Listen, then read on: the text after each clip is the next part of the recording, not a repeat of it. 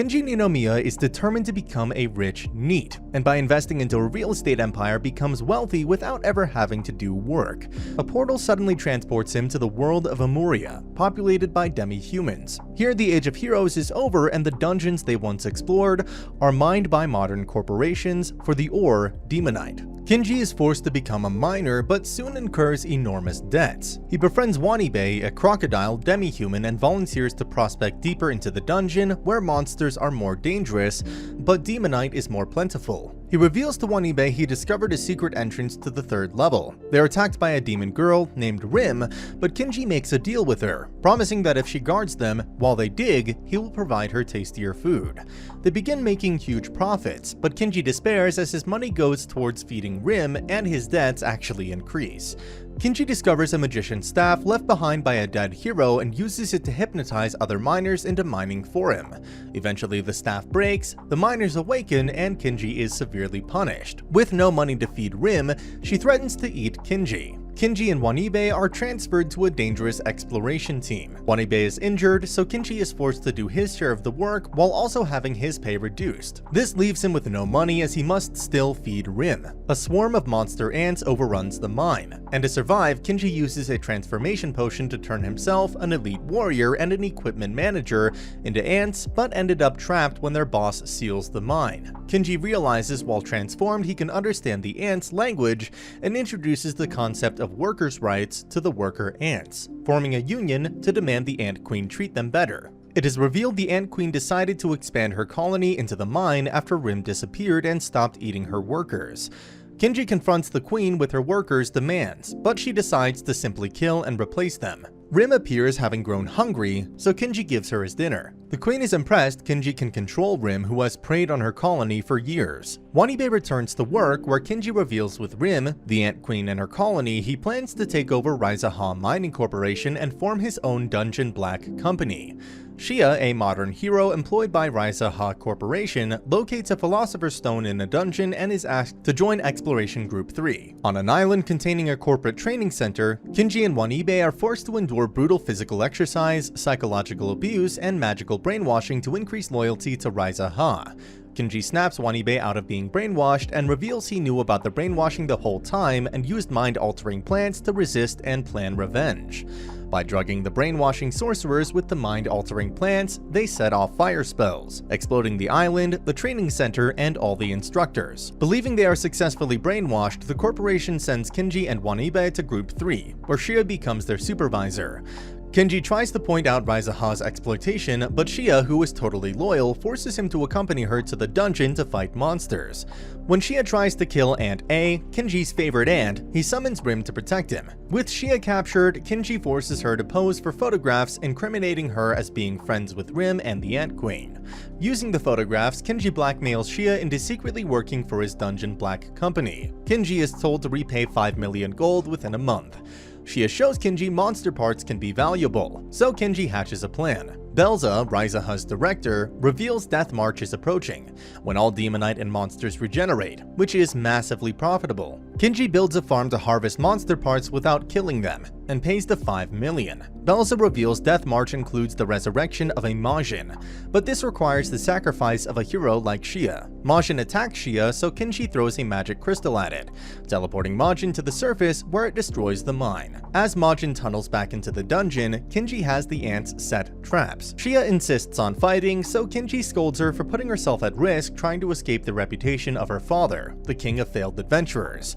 Realizing he is right and she doesn't have to outdo her father, she decides to live for herself and kills Majin but destroys her sword.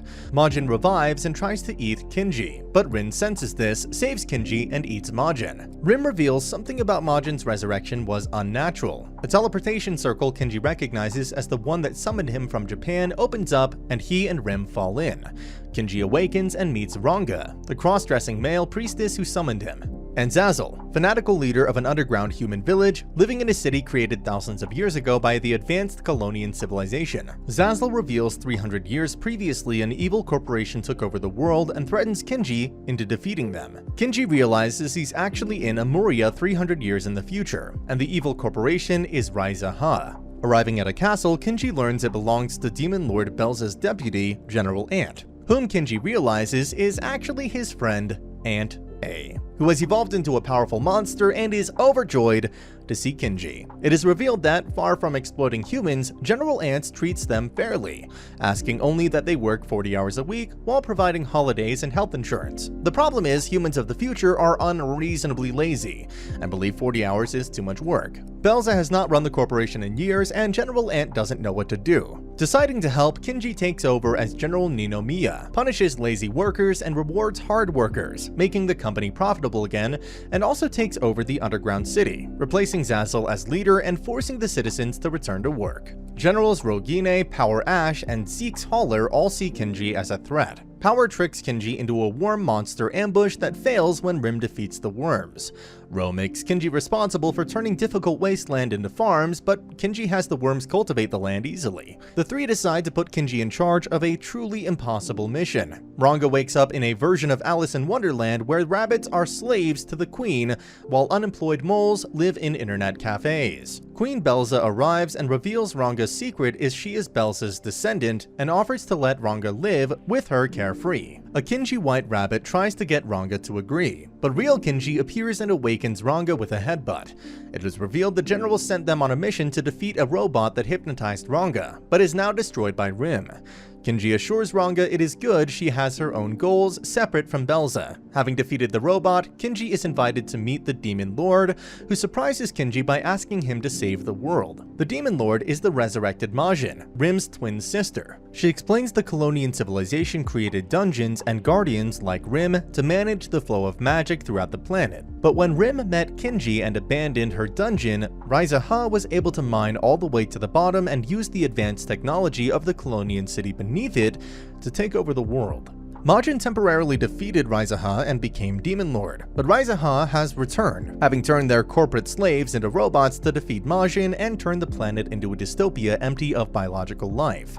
Thus she offers Kinji a choice: return to Japan or go back in time and stop Ryza in the past. Kinji chooses to go back in time, where as a Ryza employee, Belza finds him 10 million gold for going missing for a month, forcing him, Rim, Ranga, and Wanabe to move into Shia's flat, where Kinji explains his plan to get to the bottom of the dungeon and reach the Colonian city before Belza, so he can capture their technology and take over the world first instead of Belza. Kinji learns the dungeon has become much more dangerous. Shia decides to put him through extreme training, during which he learns living beings can absorb natural mana and convert it into magic to boost physical abilities, something he cannot do as he's from a world without mana. Kinji sees Ranga playing with a broken gun he brought from the future, but when Rem tries to eat it, the gun absorbs her mana and requests a password to activate, which Kinji accidentally gets right by jokingly suggesting the commonly used keyboard password QWERTY. Realizing he now has a powerful weapon to compensate his physical weakness, Kinji takes everyone back to the dungeon to catch up with Belza's adventurers. Kinji uses the gun to kill several monsters, but the battery drains quickly, and begins to drain mana from the environment to recharge, including the magic fibers woven into their clothing. After being punished by Shia, Kinji threatens to get rid of the gun, only to realize the gun has a stalker girlfriend personality and is forced to keep it when it threatens to self-destruct and kill everyone if he tries to get rid of it. They team up with the other adventurers made naked by Kinji's pistol. Zombies attack and Kinji disappears, leaving his underpants as a clue. Rim follows the scent to a concealed room where the zombies are used as slave labor to brew potions illegally, kept hypnotized by an enchanted poster of workplace rules. Ranga smashes the poster, returning the zombies to normal. They follow Kinji's scent and find him tormenting an undead mage, who explains hundreds of years ago his reputation was ruined by a hero, so he was forced into a dungeon, mining until he died of exhaustion. He now haunts the dungeon and brainwashes adventurers to work themselves to death as revenge. Kinji reveals Ryza's concept of corporate drones, causing the mage to pass to the afterlife as adventurers are already working themselves to death. Kinji meets a young struggling shop manager in the dungeon, Cindy, and makes her a deal. If he can fill her shop with paying customers, she will sell him her best dungeon equipment at a massive discount. As the potions made by the zombies have no actual effect, Kinji promotes them as a pre-battle nutrient drink for massive profit, but are soon shut down by Ryza. Confident Cindy can now survive on her own, Kinji and the others set off to the next level. Rim dreams of a girl with horns. Kinji saves maintenance workers who explain the doors to the 5th and 3rd floors are both blocked. so they are now stuck on the 4th floor indefinitely, while Belza's bodyguards are now trapped on the 5th floor, which has only 2 powerful monsters guarding the door to the 6th floor. The Ant Queen arrives having fled with her colony from earthquakes, and she has the horned girl who turns out to be Majin. Queen explains Majin was born after Rim left the dungeon to be its new guardian, but she is now unwell, so the dungeon is more dangerous. Rim reacts unusually by hunting food for Majin without eating any herself, but Majin reacts violently, which upsets Rim. She explains to Kinji she feels guilty for defeating Majin, causing Majin to be too weak to manage the dungeon. Kinji and the others return the 4th floor's ecosystem to normal through forestry and animal husbandry, while Rim looks after Majin. With the 4th floor being back to normal, Majin recovers and is given the name Sky by Rim.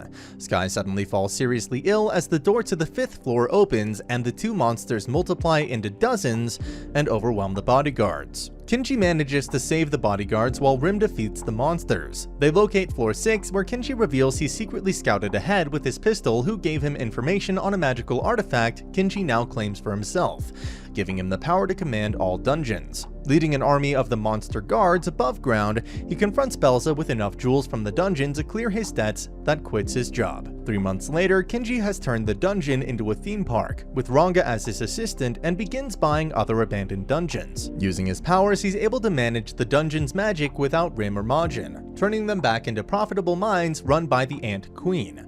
Shia starts a new career. Kinji crashes Ryza's profits by flooding the market with cheap dynamite and putting Cindy in charge of a magazine-based delivery service on adventuring equipment, which, thanks to Wanibe performing demonite research, are cheaper and higher in quality than anything Ryza sells. He also ends discrimination against demi-humans by employing them with the same rights as humans. Belza becomes an alcoholic and is tormented by Ranga, who, as her descendant, knows Belza's childhood history. Belza suddenly invents a plan to get revenge on Kinji, using Shia. Kinji is arrested for crimes he committed before becoming rich, with Belza manipulating Shia into testifying against him. Portrayed as a potential threat to humanity, Kinji is tortured to extract a confession, but he resists. Shia visits and heals his wounds, having realized Belza manipulated her. The Ant Queen remembers Kinji wrote a manual for this kind of emergency. A month later, Belza is made Ryza's director, but is shocked when Kinji is suddenly released and made CEO. Wanibe reveals that following Kinji's manual, they purchased 40% of all Ryza's stocks and convinced the owners of another 15% to support them, giving them a majority ownership of Ryza. Ryza is absorbed into Kinji's company, where he makes Belza work with Ranga to improve their family relationship. Despite his victory, Kinji finds he is unhappy. Concerned about his behavior, Ranga reveals that Kinji is from Japan and may be planning to return. But instead of returning to Japan, he plans to expand the company, take over dungeons in other countries, and keep going until he controls the entire world. And that's the end of the video. As always, if you liked what you saw, subscribe to the channel. I'll be uploading a lot of videos just like this, so I'll see you at the next one.